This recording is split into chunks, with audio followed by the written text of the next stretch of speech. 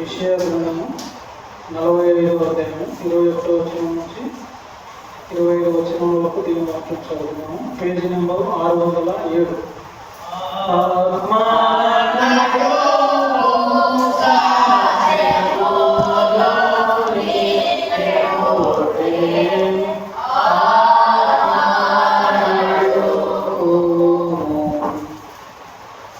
మొదటి పాఠంగా పరిశుద్ధ గ్రంథం నుండి యెషయా గ్రంథము 45వ అధ్యాయము 21వ వచనం నుంచి 25వ వచనం వరకు దేవుని వాక్యం చదువుతున్నాము. మీ ప్రమాణ వాక్యములు నా సన్నిధిని తెలియజేయుడి. జనులు కూడుకొని ఆలోచన చేసుకొనరుగాక. పూర్వకాలం మొదలుకొని ఆ కార్యము తెలియజేసిన వాడెవడు? చాలా కాలం క్రిందట దానిని ప్రకటించిన వాడెవడు? యెహోవానగు నేనే కదా. నేను తప్ప వేరొక దేవుడు లేడు. నేను నీతి పరుడునగు దేవుడును, రక్షించువాడను నేనే. నేను తప్ప మరి ఏ దేవుడు లేడు. భూదిగంతముల నివాసులారా, నా వైపు చూసి రక్షణ పొంది. దేవుడును నేనే, మరి ఏ దేవుడును లేడు. నా ఎదుట ప్రతి మోహాలు ఒప్పుననియు, ప్రతి నాలుగయు నా తోడని ప్రమాణము చేయుననియు నేను నా పేరుట ప్రమాణం చేసి ఉన్నాను. నీతిగా నా నోటి మాట బయలుదేరి ఉన్నది, అది వ్యక్తము కాలేదు. యెహోవా యందే నీతి బలములున్నవని జనులు నన్ను గురించి చెప్పును. ఆయన యుద్ధకే మనుషులు వచ్చేదారు. ఆయన మీద కోపపడిన వారందరూ సిగ్గుపడుదు. యెహోవా యందే ఇశ్రాయేలు సంతతి వారందరూ నీతిమంతులుగా ఎంచబడిన వారై అతిశయపడుదు. ఈ కొద్ది వాక్యం దేవుని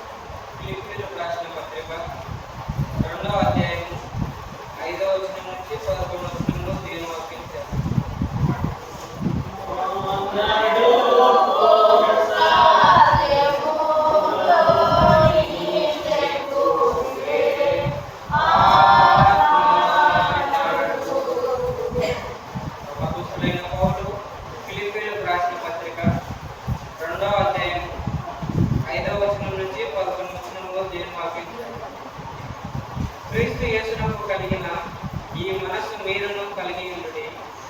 ఆయన దేవుని స్వరూపము కలిగిన వాడయ్యింది.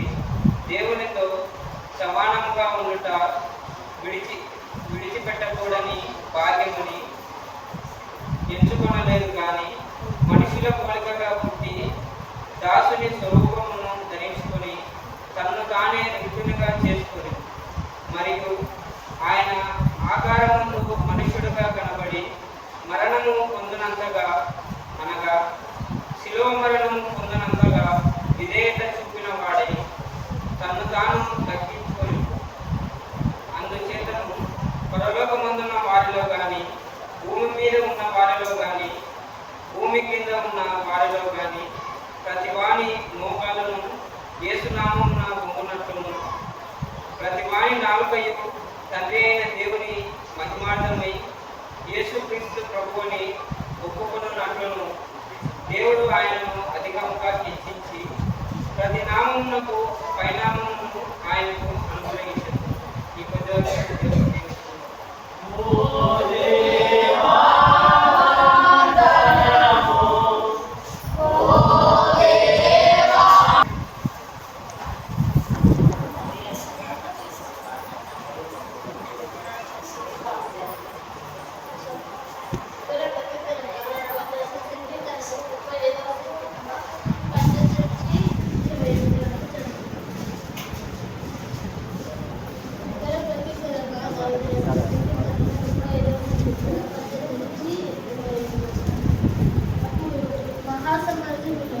నేను నిన్ను స్తుతించెదను. బహు జనములలో నిన్ను స్తుతించెదను.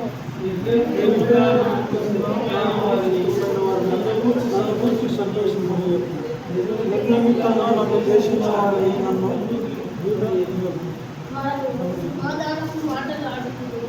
దేశమందు నెమ్మదిగా నన్ను వారికి విరోధముగా వారు కపట యోచనలు చేయదు.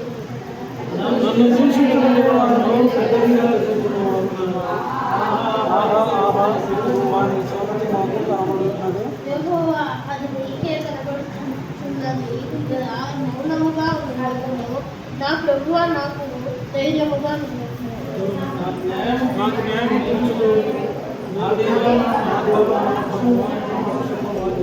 యెహోవా నా దేవా, నీ నీతిని బట్టి నాకు న్యాయము తీర్చుము.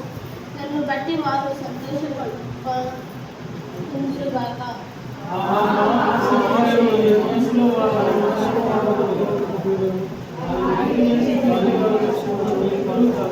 నా అపాయమును చూసి సంతోషించే వారందరూ అవమానము పొందురుగాక, లజ్జపడుదురు గాక.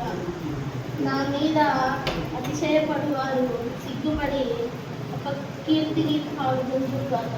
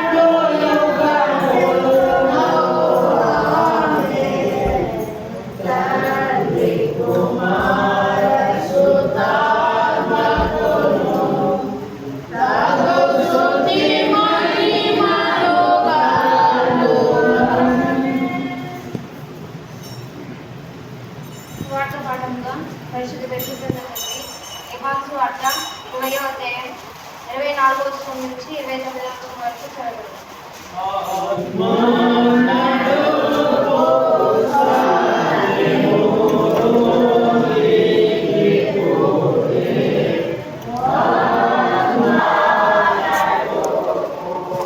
ఎమాసు అట్ట 20వ అధ్యాయం 24వ వచనం నుంచి చదవండి. యేసు వచ్చినప్పుడు 12 మందిలో ఒకడైన తూమా అనబడిన తోమా వారితో లేకపోయాడు. కనుక తక్కిన శిష్యులు మేము ప్రభువుని చూసిమని అతనితో చెప్పగా అతడు నేను ఆయన చేతులలో వేపుల గుర్తులను ఉంచి నా వేలు ఆ వేపుల గుర్తులో పెట్టి నా చెయ్యి ఆయన పక్కలో ఉంచితేనే కానీ నమ్మనని వారితో చెప్పాను. 8 దినములైన తరువాత ఆయన శిష్యులు మరలా లోపల ఉండినప్పుడు తోమా వాడితో కూడా ఉండేది. తలుపులు మూయబడ ముందుగానే యేసు వచ్చి మధ్యన నిలిచి మీకు సమాధానం కలుగును కాక ఆమేన్. తరువాత తోమాను చూచి నీ వేలు ఇటు చాచి నా చేతులు చూడుము, నీ చెయ్యి చాచి నా ప్రక్కలో ఉంచి అవిశ్వాసి కాక విశ్వాసమై ఉండుమనెను. అందుకు తోమా ఆయనతో నా ప్రభువా నా దేవా అనెను. యేసు నీవు నన్ను చూచి నమ్మితివి, చూడగా నమ్మిన వారు ధన్యులని అతనితో చెప్పాడు.